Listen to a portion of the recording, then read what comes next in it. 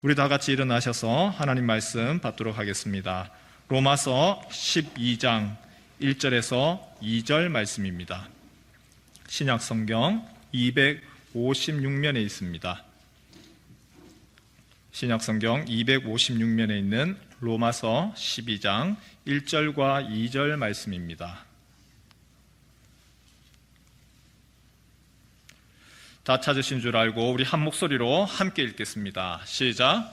그러므로 형제들아, 내가 하나님의 모든 자비하심으로 너희를 권하노니 너희 몸을 하나님이 기뻐하시는 거룩한 산 제물로 드리라. 이는 너희가 드릴 영적 예배니라. 너희는 이 세대를 본받지 말고 오직 마음을 새롭게 함으로 변화를 받아 하나님의 선하시고 기뻐하시고 온전하신 뜻이 무엇인지 분별하도록 하라. 아멘. 한 주간 동안 고난주간에 매일매일 말씀을 전했습니다. 그 전한 말씀을 한번 정리를 하고 오늘 가는 것이 좋을 것 같습니다. 첫 번째로 전한 것이 이것이었습니다. 같이 한번 읽을까요? 시작. 멈춰라. 스탑이었어요. 여러분, 고난주간은 무엇을 하는 주간이 아니라 멈추는 시간이었다 얘기했습니다. 고난주간은 많은 일을 하는 것이 아니고 멈추는 겁니다. 기도하고 그리고 예수님에 대해서 묵상하고 하나님께 집중하는 시간, 그것이 고난주간이죠. 두 번째 한번 볼까요? 무엇이었죠? 같이 하죠. 시작. 기억하라. 무엇을 기억을 해야 될까요? 나에게 베푸신 하나님의 은혜를 기억합니다. 그것이 나에게 하나님이 축복으로서 하신 것만 있는 것이 아니고 나에게 있어서 지난날의 아픔들, 고통들이 있죠. 그 아픔과 고통, 그것을 하나님이 황금처럼 그리고 아름답게 사용하셔서 나에게 있어서 지난 기억이 있습니다. 그래서 그 기억이 오늘날의 나를 있게 하고 그리고 내가 앞으로도 또 어려운 상황 가운데 흔들리지 아니하고 나갈 수 있게 하는 거, 기억해라 이야기를 했어요. 세 번째 한번 볼까요? 시작. 돌아보라. 회개. 돌아보라고 했습니다. 내가 지금 가고 있는 길 잘 가고 있습니까? 회개에는 세 단계가 있습니다. 첫 번째는 자각하는 겁니다. 아는 것이죠. 내가 가야 될 방향이 A라고 하는 방향인데 운전을 하다 보니까 A가 아니에요. B라고 하는 방향으로 잘못 가고 있는 겁니다. 그걸 아는 겁니다. 이정표가 다르네. 아는 거죠. 두 번째로는 무엇이냐? 마음에 후회하는 거죠. 감정입니다. 내가 그때 왜 A를 안 가고 그때 잘못해서 혹은 한눈 파는 바람에 왜 B로 갔을까? 거기에 대해서 시간을 너무 낭비했네. 내가 왜 이렇게 허비했지? 그런 후회, 감정. 그것이 두 번째입니다. 세 번째가 무엇이냐? 후회를 하면서 B를 향하여서 나아가면 안 되겠지요? 어떻게 해야 되죠? 돌아가야 되죠. 다음 인터체인지에서 나와서 돌아와서 다시 A를 향하여서 가는 겁니다. 방향 전환이 있어야 됩니다. 내가 잘못했네. 그리고 슬퍼하고 감정에 있어서 후회하는 것으로 계속 B를 향해 가는 것이 아니고 회개라고 하는 것은 그것을 알고 A를 향하여서 돌아서는 것, 이것이 회개이죠. 돌아서라. 네 번째 한번 읽을까요? 시작. 순종에서 이야기했습니다. 순종과 관련되어 있는 신명기 6장 말씀이 있습니다. 쉐마, 들으라 이스라엘아. 여러분, 순종에 있어서 첫 번째 단계가 뭐예요? 듣는 거예요. 듣는 거. 잘 들어야 돼요. 하나님의 말씀을 듣는 거예요. 하나님의 말씀을 들을 때에 나에게 축복의 메시지만이 아니고 하나님의 말씀이 나에게 교정해라, 너 바꿔라, 돌아서라 라고 하는 메시지도 주세요. 그럴 때에 내가 지금까지 가지고 있던 나의 세계관이 있습니다. 내가 추구하던 가치관이 있습니다. 그런데 하나님의 말씀을 들을 때에 하나님은 그거 아니야. 돌아서 하나님의 생각, 하나님의 말씀이 들립니다. 내 안에서 갈등이 일어납니다. 나는 지금 이거라고 달려왔는데 아니라고요.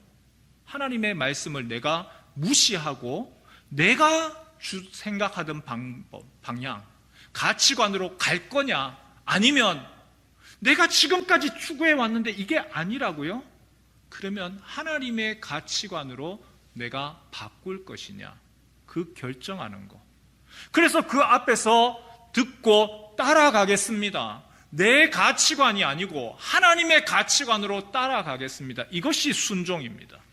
그냥 납작 엎드리고 복종하는 개념이 아니라 내가 가지고 있는 가치관, 내가 가지고 있는 세계관이 아닌 하나님의 말씀대로 내가 순종해서 한 걸음 내딛겠습니다. 이것이 순종이죠. 그 다음에 한번 볼까요? 같이 읽죠. 시작. 사랑도 이야기했습니다. 여러분, 십자가는 하나님이 우리를 향한 사랑의 확증된 표시다. 로마서 5장 8절 말씀을 이야기했습니다. 우리가 아직 죄인 되었을 때에 그리스도께서 우리를 위하여 죽으심으로 하나님께서 우리에 대한 자기의 사랑을 확증하셨느니라. 언제 하나님이 우리에 대한 사랑, 하나님이 언제 우리에게 그 사랑을 보여주셨지요?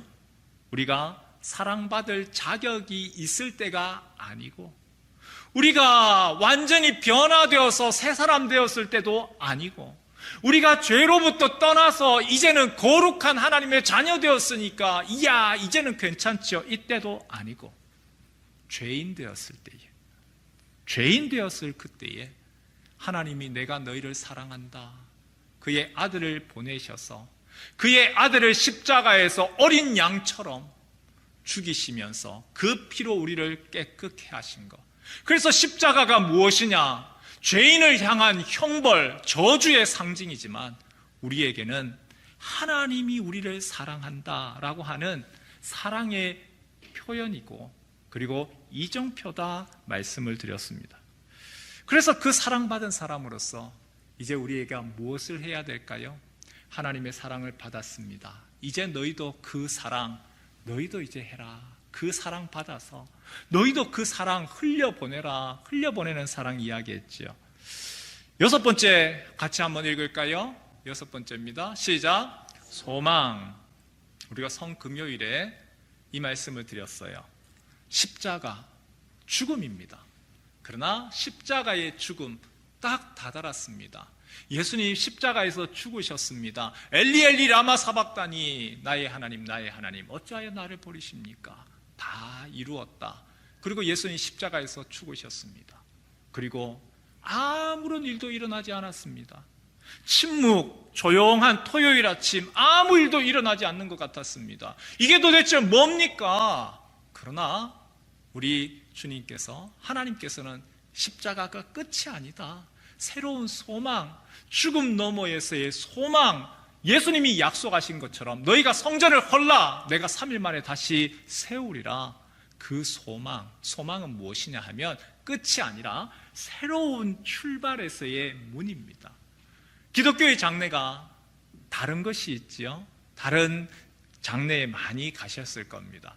어떤 분이 얼마 전에 제가요 불교 장례를 갔는데 너무너무 힘들었습니다. 불교 장례가 이렇게 힘든 줄 몰랐습니다. 불교 장례 가보면요 굉장히 힘들어요. 어려워요. 분위기도 무거워요. 기독교 장례는 어떻습니까? 울음이 있어요. 아픔이 있어요. 애달픔이 있어요. 그러나 그것이 끝이 아니고 함께, 다시금 함께 할 것을 다시 천국에서 만납시다. 오늘 찬양의 가사 제일 마지막에 너와 함께 찬양하셨는데, 그 부활의 그날에 다시 함께 만날 것을 기대합니다. 소망을 가지는 것이죠. 오늘은요 이 그 소망의 사람이 해야 되는 첫 번째 단계로서의 새 출발에 대해서 함께 살펴봤으면 좋겠습니다. 한번 사진 한번 띄워주시겠어요? 외국에 나가면 모든 교차로마다 부착되어 있는 것이 있어요. 스탑! 멈춰라! 반드시 멈춰야 됩니다. 1초, 2초 세고, 그리고 난 후에 출발해야 됩니다. 1초, 2초 멈추는 거, 우리가 고난주간 멈춤의 시간이라고 이야기했습니다. 하지만 한번 여쭤볼게요. 멈췄습니다. 스탑 사인에서 멈췄습니다. 그런데 1초, 2초 후에 그 다음에는 무엇을 해야 되죠? 출발해야 돼요. 1초, 2초 잘 멈췄습니다. 이게 끝이 아니죠. 그 다음에는 출발을 해야 됩니다. 출발하지 아니하고 그 자리에 계속 멈추고 있으면 안 되죠. 여러분, 고난주간은 멈춤의 시간입니다. 그러나 멈춤은 다시 걷기 위해서 새 출발을 하기 위한 멈춤입니다. 우리가 십자가를 바라보지요. 십자가, 그러나 십자가만 존재하지 않아요. 사도들이 전했던 것은, 기독교의 핵심은 이거지요. 예수의 십자가와 그 다음 뭐죠? 부활입니다. 같이 한번 따라할까요? 십자가와 부활. 십자가와 부활을 전했습니다. 예수님 죽으셨습니다. 그것으로 무덤에 묻히셨습니다. 끝이 아닙니다. 그 예수 그리스도께서 다시 살아나셨습니다. 부활하셨습니다. 그것 때문에 우리에게 소망이 있는 거지요. 그래서 십자가는 끝이 아니라 죄인을 향한 하나님의 은혜이고, 그리고 우리가 그 십자가 바라보면서 회개하고 돌아서고, 그리고 이제는 그 주님이 원하시는 대로 우리의 새 출발을 합니다.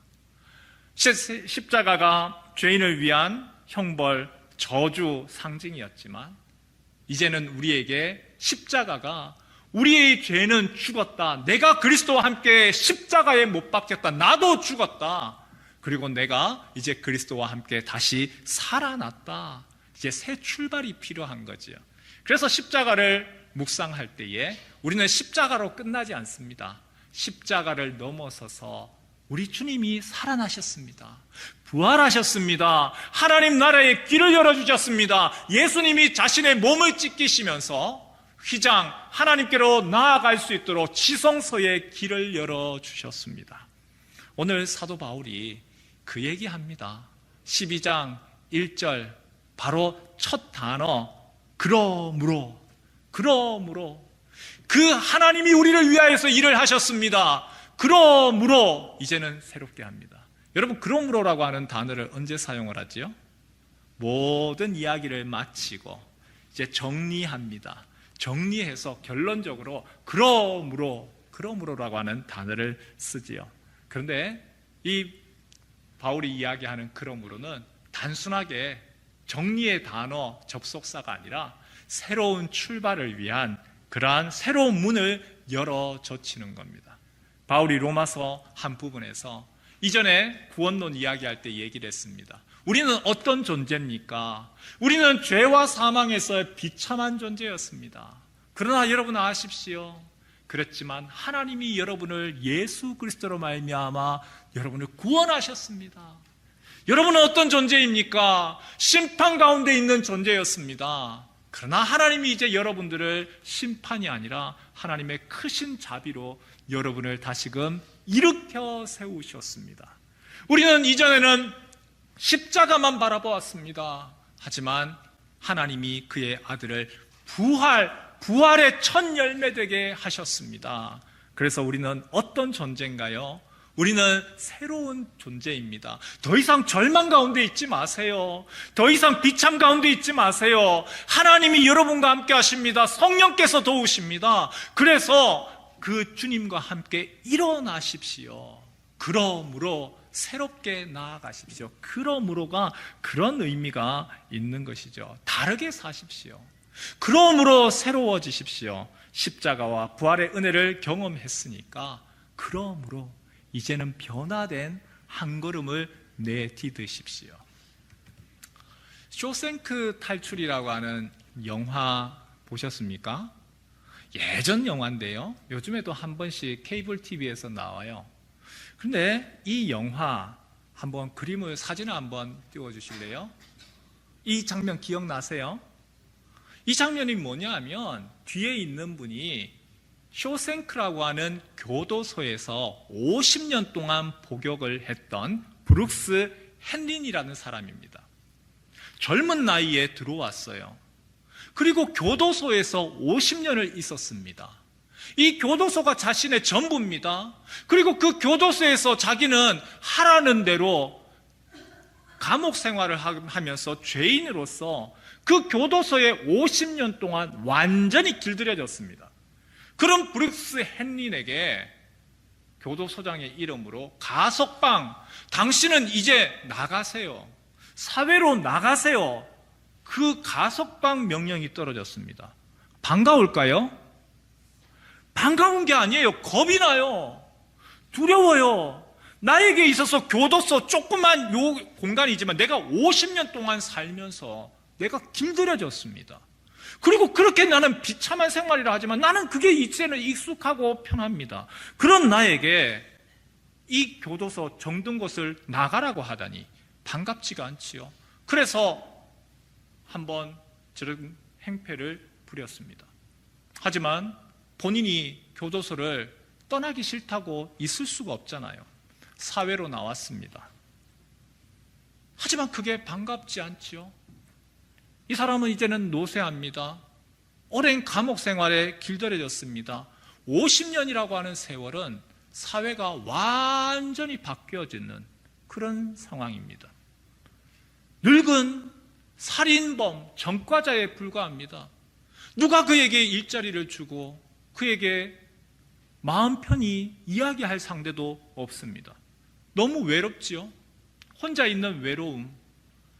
자신에게 있어서 전부였던 그 쇼생크 감옥, 그게 그리워서 다시 나 돌아가고 싶어. 어떻게 하면 좋을까? 총을 하나 들어가서 강도짓을 할까? 그러면 나를 쇼생크로 보내줄까? 온갖 생각을 다 했지만 그렇다고 해서 그 감옥에 돌아갈 수 있는 것은 없습니다. 그래서 그가 마지막으로 한 결정이 있습니다. 돌아갈 방법이 없다는 것을 알고 그가 마지막으로 끝내 자살을 하고 맙니다. 또 다른 한 사람이 나오죠. 그도 가석방을 합니다. 그의 이름은 레드입니다. 이 사람은 40년 동안 교도소에서 복역을 했습니다. 젊은 나이 그때에 들어가서 40년을 감옥 생활을 하고 나왔는데 그도 마찬가지죠. 그도 다를 바가 하나도 없습니다. 잃어버린 40년 회복한다는 거 어렵죠. 사회가 이미 그렇게 바뀌었는데 그 속에서 브룩스가 했던 대로 자신도 자살을 시도를 합니다. 그러다가 문득 친구 앤디가 남긴 메시지를 기억합니다. 기억해요, 레드. 희망은 좋은 것이고 아마도 최고라고 할 수 있지요. 그리고 좋은 건 사라지지 않아요. 친구가 이야기했던 말, 친구가 얘기했습니다. 기억하십시오. 희망이 있습니다. 절망하지 말고 이것을 기억하는 순간에 내가 약속했던 그 장소에 가보세요. 그리고 그 약속했던 장소에 내가 당신을 위해서 무언가를 남겨놓을 겁니다. 그리고 발견을 하고 새로운 출발, 새로운 희망을 향하여서 나아가죠. 여러분, 지금 바울이 로마 성도들에게 로마서를 썼는 내용이 이거하고 다를 게 하나도 없습니다. 1장부터 11장까지 얘기가 바로 이것이었어요. 여러분은 그 절망 가운데 있던 상태입니다. 여러분은 비참한 상태입니다. 우리에게는 희망이 없습니다. 우리 자신으로서는 아무것도 할 수 없는 상황입니다. 그러나 이제는 그 예수 그리스도께서 우리의 모든 죄를 해결하시고 우리를 죄와 비참 가운데서 건져내셨습니다. 이제는 하나님이 우리를 바라보시면서 심판하시는 것이 아니라 하나님이 크신 팔로 들어서 하나님의 자녀들을 축복하십니다. 여러분은 절망이 아닙니다. 여러분 희망을 향하여서 나아가십시오. 여러분은 십자가를 넘어서서 부활을 바라보십시오. 그러면서 여러분의 앞에 놓여있는 하나님의 축복을 기대하십시오.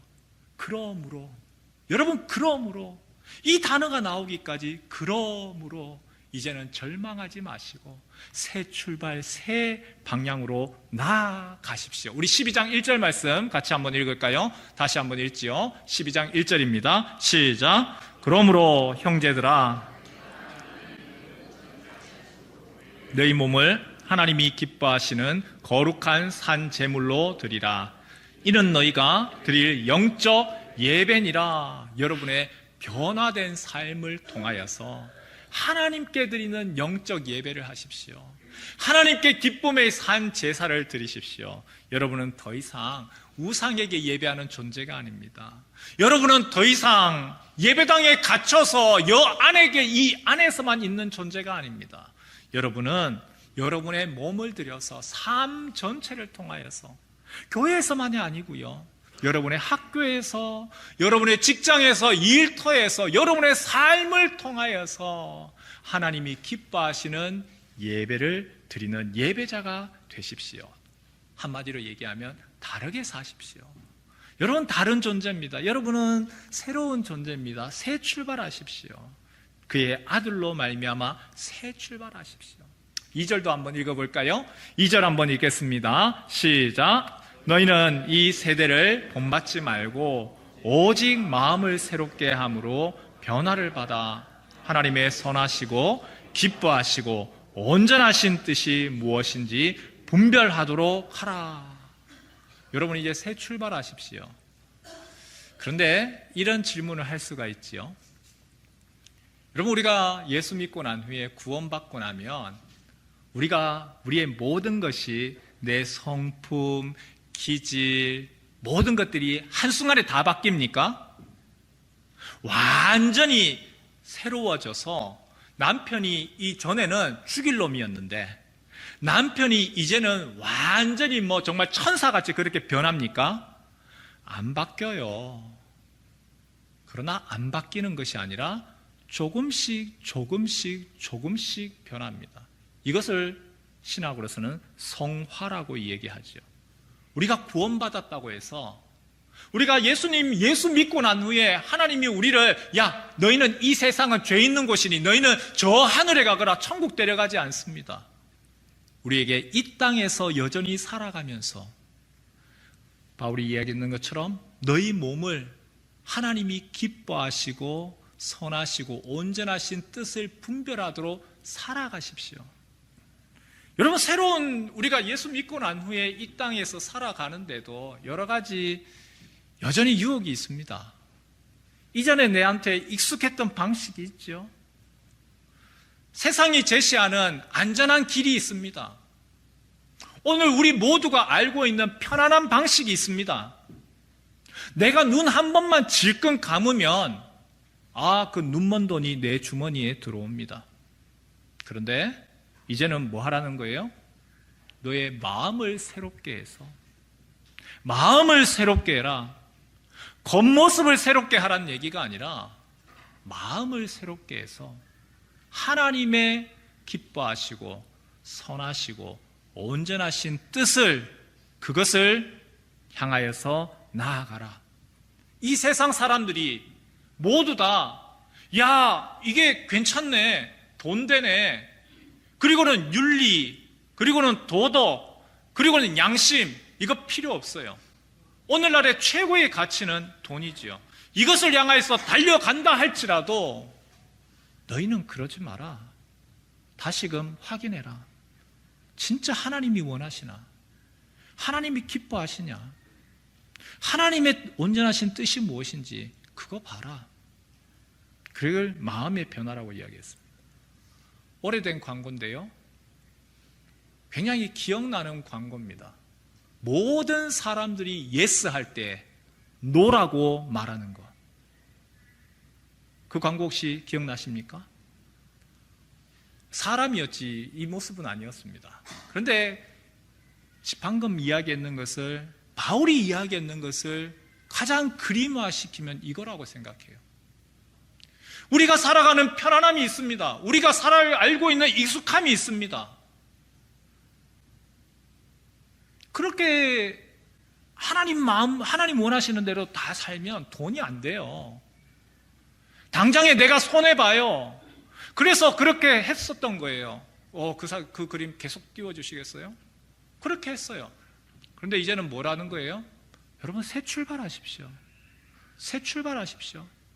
하나님이 원하시는 것이 무엇인지, 그래서 그것이 모든 사람이 예스 하더라도 그것이 아니라고 하면, 그것이 하나님 뜻이 아니라면 마음을 새롭게 해서 노라고 하십시오.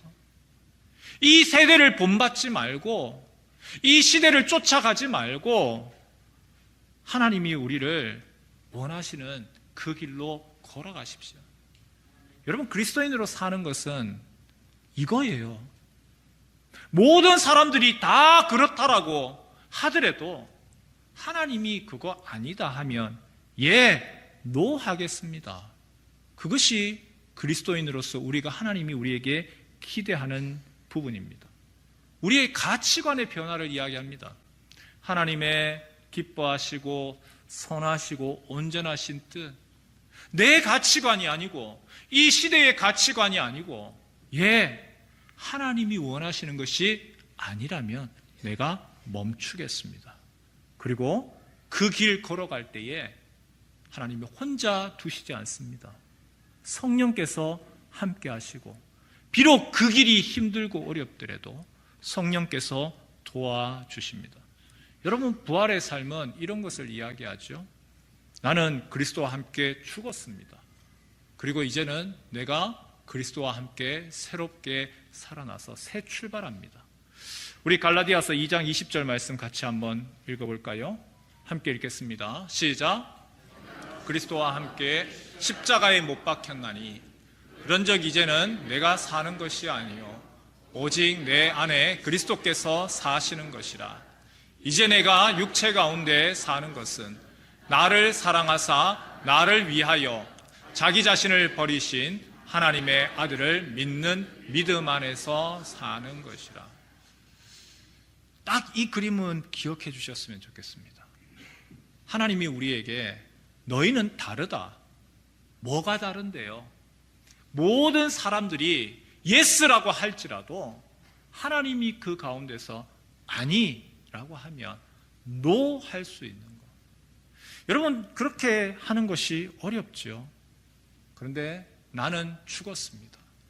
그리고 나는 죽었습니다. 이젠 예수로 함께 살아갑니다. 그렇다고 해서 이것이 한꺼번에 모든 것을 다 뒤집어라, 다 바꾸라는 얘기가 아닙니다. 우리의 발걸음을 하나씩 하나씩 성령에 따라서 걸어가라는 얘기입니다. 지금까지 내 가치관, 내 세계관, 내가 알고 있던 방식이 아니라 예수를 믿고 이제는 성령께서 나와 함께 하십니다. 부활한 성도들에게 하나님이 내가 너와 함께 하겠다. 볼지어다 내가 세상 끝날까지 너와 함께 하리라. 그분의 말씀대로 따라갑니다. 그분의 말씀대로 내가 조금씩 결단합니다. 그리고 순종합니다. 그리고 그분의 말씀 따라서 내가 조금씩 달라집니다. 고난주간에 말씀을 읽고 난 후에 두 분씩 짝을 지어서 이렇게 얘기를 했잖아요. 그때에 혼자 계시는 분들을 제가 찾아가서 이야기를 나눴습니다. 근데 한 번은 혼자 계신 분에게 찾아가서 이렇게 질문을 했습니다. 하나님이 원하시는 것을 알면서도 하나님의 기뻐하시고 선하시고 온전하신 뜻이 무엇인지 알면서도 잘 안 되는 게 뭡니까? 근데 그 답이 돈에 대한 염려가 큽니다. 나이가 들어가면서 돈에 대한 걱정이 더 커집니다. 여러분, 제가 그 얘기를 들으면서요, 너무나 솔직한 답에 제가 참 부끄럽고 존경스럽더라고요. 여러분, 우리가 다르게 삽시다. 이 세상의 방식과 다르게 삽시다. 이야기 아무리 하더라도 목사부터도 돈에 대한 염려가 없지 않아요. 있어요. 우리의 삶에 걱정이 있어요. 오히려 젊은 사람들보다 나이 있으신 연세 드신 분들은 살아온 시간이 있기 때문에 오히려 그 걱정이 더 커집니다. 그런데 그 이야기를 들을 때에 나만 그런 게 아니구나. 우리 모두가 다 마찬가지입니다. 그리고 하나님이 우리에게 하시는 것이 있죠. 너희의 걱정, 염려 다 안다. 그리고 하나님께서 내가 너와 함께 하겠다. 이스라엘 백성들 광야에서 나와서 40년 동안 살아가는데 그들에서 신발은 요즘처럼 좋은 신발도 아닙니다. 요즘처럼 좋은 옷도 아닙니다. 광야에서 40년 무슨 재주로 신발을 어떻게 공급을 했고 옷을 어떻게 했겠습니까? 그 하나님이 뭐라고 이야기하시죠? 내가 너희 신발 헤어지지 아니하고 옷이 떨어지지 아니하도록 내가 너와 함께했다. 내가 너희와 함께했다. 예수 믿는 사람들 성령 충만하다고 해서 걱정 근심 없는 것 아닙니다. 그러나 내가 주님 말씀 이제 내가 듣습니다. 오늘 하나님이 우리에게 이야기하십니다. 내가 듣고 내 안에서 갈등이 일어납니다. 여전한 내 방식, 내가 살아올 방식이 있는데 하나님 우리에게 이제 너희가 새 출발해봐라. 내가 도와줄게. 내가 함께할게. 우리 주님 부활하셨습니다. 이게 끝이 아니고 부활의 증인답게 새 출발해봐라. 주님이 말씀하십니다. 여러분 어떻게 하시겠습니까? 이제 여러분들에게, 이제 우리에게 이야기하십니다. 갈등이 일어나요. 고민스러워요. 주님 말씀하셔도 내가 내 생각대로 원래대로 나아갈 건지 아니면 찬양가사처럼 주와 함께 내가 살아볼 것인지. 오늘 바울이 그 이야기하죠. 우리 다시 한번 로마서 12장 1절 2절 말씀 같이 한번 읽어볼까요? 함께 읽겠습니다. 시작. 그러므로 형제들아 내가 하나님의 모든 자비하심으로 너희를 권하노니 너희 몸을 하나님이 기뻐하시는 거룩한 산 제물로 드리라.